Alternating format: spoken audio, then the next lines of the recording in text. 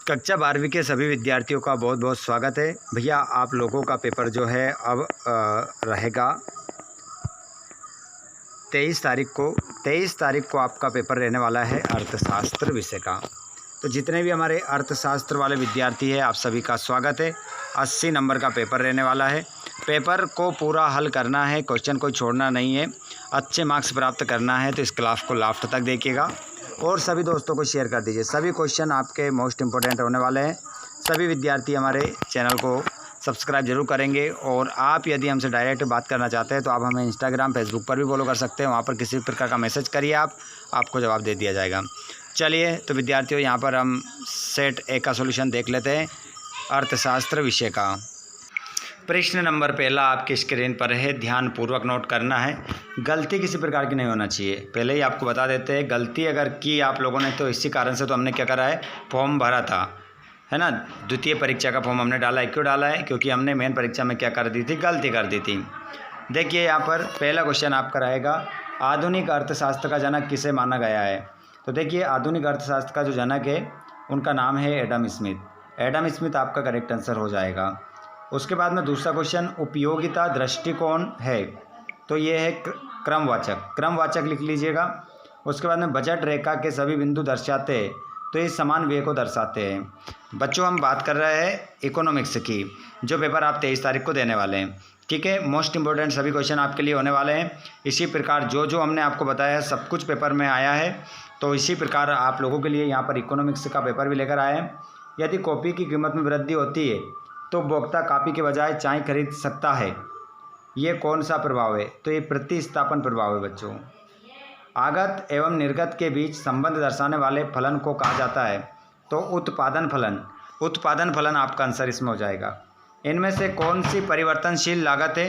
तो कच्चे माल की लागत आपका आंसर हो जाएगा। क्वेश्चन आगे बढ़ सकते हैं आप और देख सकते हैं, रिक्त स्थान की पूर्ति, साधनों के सर्वोत्तम वैकल्पिक उपयोग की लागत है, तो इसे हम बच्चों कह सकते हैं अवसर लागत आपका आंसर हो जाएगा। और औसत आगम के बराबर होता है कुल आगम। दीर्घकाल में पूर्ण प्रतिस्पर्धी बाजार में एक फर्म को प्राप्त होता है अप्रत्याशित लाभ होता है। और वस्तु की पूर्ति एवं मांग खालिस्तान में आ जाएगा उदाहरण है। आगे बढ़ जाते हैं अगले क्वेश्चन की ओर।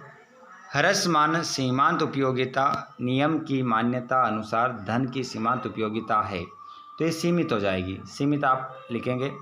मांग का नियम एक कल्पनात्मक दृष्टिकोण है। सत्यासत्य देख लीजिए।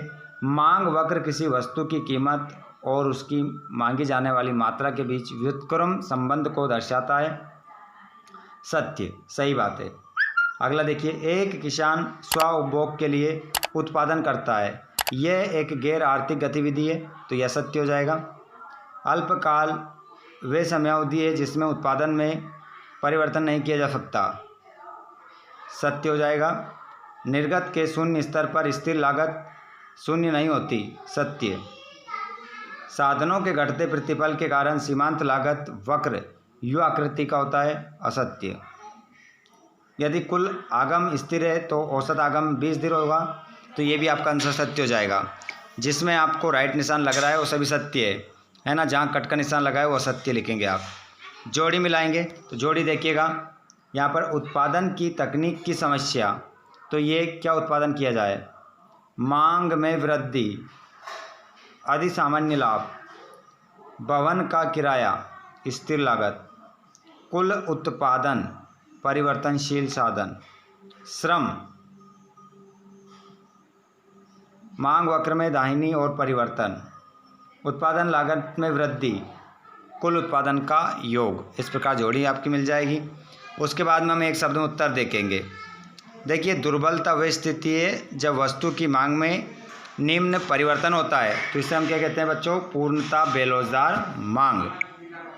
और उत्पादन संभावना वक्र का आकार कैसा होता है, तो बाएं से दाएं नीचे की ओर होता है।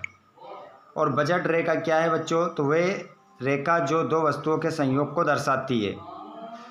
और उच्च उदासीनता वक्र दर्शाता है उपभोक्ता की संतुष्टि के उच्च स्तर को दर्शाता है। और निम्न कोटि की वस्तुओं का क्या अर्थ है, तो गिपिन वस्तुएं जो सस्ती होती है उससे हम क्या कहते हैं, निम्न कोटि की वस्तुएं। किस समय अवधि में उत्पादन के सभी साधन परिवर्तनशील होते हैं, तो दीर्घकाल में।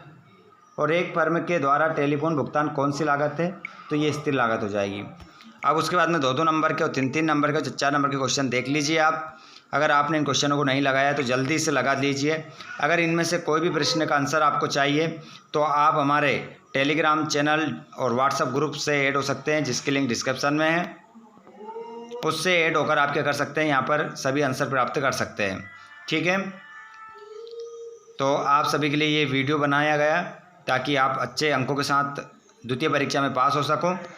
वीडियो अच्छा लगा हो तो लाइक ज़रूर कर दीजिएगा, अपने फ्रेंड्स के साथ शेयर कर दीजिएगा, और जिन्होंने चैनल को सब्सक्राइब नहीं किया है चैनल को सब्सक्राइब कर लीजिएगा ताकि नेक्स्ट वीडियो आपको मिल सके। धन्यवाद।